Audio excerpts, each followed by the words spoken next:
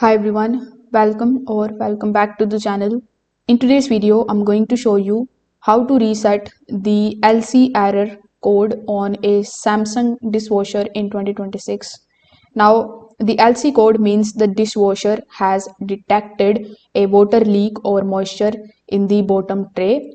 So, in order to protect your kitchen from flooding, the dishwasher shuts itself down. So, in order to fix it, you just have to simply look for the power button. So, you need to press the power button in order to turn the dishwasher off. After that, simply open the dishwasher door and pull out the bottom rack. Now look at the bottom of the tub for any standing water. If you see the water, simply soak it with the help of a sponge or a towel. Now you need to gently tilt the dishwasher slightly forward. Sometimes the water sits underneath in the leak sensor tray.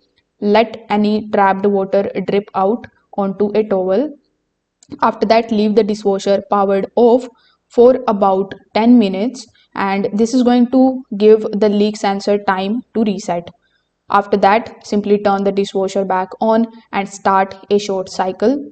If the LC code comes back quickly, there is likely a real leak from a house, pump, or door seal that needs fixing. For this, you need to go with separate ways. If this video helped you out, make sure that you like this video and subscribe to the channel. If you have any questions, you can just drop them in the comment section below. Thanks for watching, and I will see you in the next one.